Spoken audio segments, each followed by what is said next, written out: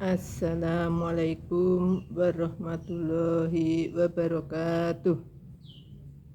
Alhamdulillahirabbil alamin wassalatu wassalamu ala asrofil anbiya'i wal mursalin wa ala alihi wa ashabihi ajmain amma ba'du. Ittaqullaha haqqa tuqatih wa la tamutunna illa wa antum muslimun. Bapak Ibu yang dirahmati oleh Allah Subhanahu wa taala, tak henti-hentinya marilah kita senantiasa memanjatkan puji syukur kehadirat Allah Subhanahu wa taala yang telah memberikan nikmat dan karunia-Nya kepada kita semua, sehingga pada kesempatan kali ini kita masih dipertemukan di bulan suci Ramadan, bisa menjalankan ibadah puasa dalam keadaan sehat walafiat. Salam dan sholawat senantiasa kita aturkan kepada junjungan kita Nabi Agung Nabi Muhammad SAW, para sahabat dan para keluarganya yang selalu kita harapkan syafaatnya kelak di yaumul akhir. Bapak Ibu yang saya hormati, pada kesempatan kali ini saya akan menyampaikan sedikit kultum spirit menjelang buka puasa dengan tema sholat tapi hatinya melayang entah kemana. Pada suatu hari di dalam majelis taklim Rasulullah Shallallahu Alaihi Wasallam, ada sahabat duduk dengan wajah gelisah, matanya berkaca-kaca, jemarinya menggenggam seolah ada sesuatu yang berat di dalam hatinya.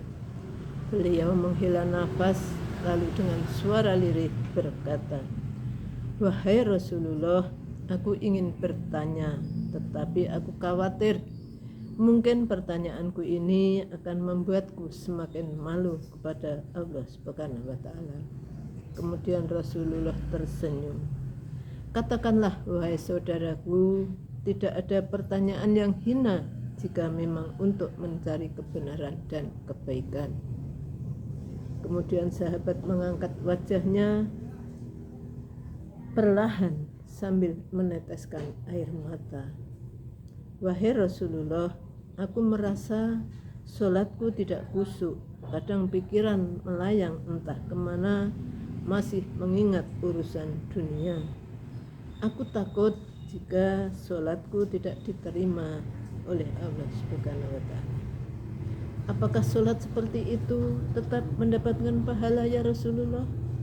Semua yang hadir di majelis taklim itu tertunduk karena merasakan hal yang sama. Namun apa yang terjadi dan benar-benar tak terduga, Rasulullah diam, tidak segera menjawab, dan ternyata air mata beliau menetes dan membasahi pipinya. Dengan suara bergetar Rasulullah berkata, "Demi zat yang jiwaku berada di tangannya, sungguh setan tidak akan pernah berhenti mengganggu sholat seorang hamba Allah. Tetapi ketahuilah bahwa Allah Subhanahu wa taala telah melihat usahamu. Wahai saudaraku, jika engkau meninggalkan sholat hanya takut tidak khusyuk atau takut tidak mendapatkan pahala, maka itulah kemenangan setan. Tetapi jika engkau tetap berusaha melaksanakan sholat meski belum bisa khusyuk, saat itulah Allah Subhanahu wa taala akan menyambutmu." Kemudian Rasulullah Shallallahu Alaihi Wasallam berkata, "Bayangkan jika seorang ibu melihat anaknya berjalan ke arahnya, tetapi anak itu jatuh tersungkur bahkan nangis, apakah ibu akan marah? Tentu tidak. Justru ibu akan berlari dan mengangkatnya. Itulah Allah akan lebih menyayanginya, lebih seperti ibu tadi. Selama kita selalu berusaha, maka Allah akan selalu menerima hambanya. Maka jika sholat kita belum bisa khusyuk, jangan putus asa dan jangan pernah meninggalkan sholat walau dalam keadaan yang sangat lelah." Bapak Ibu yang saya hormati, di bulan suci Ramadan yang penuh berkah ini, Mari kita jadikan momentum untuk merubah diri menjadi pribadi yang khusyuk dalam beribadah. Ada beberapa tips untuk menuju sholat khusyuk, yaitu yang pertama, niat menghadap Allah Subhanahu wa Ta'ala dengan berpakaian yang rapi, bersih, dan tempatnya yang nyaman. Kemudian yang kedua adalah membayangkan sholat yang kita lakukan itu adalah sholat yang terakhir di dalam hidup kita, berharap dipanggil oleh Allah ketika sedang bersujud dalam sholat. Yang ketiga, memahami bacaan sholat sehingga kita benar-benar merasakan seolah-olah sedang berdialog dengan Allah Subhanahu wa Ta'ala.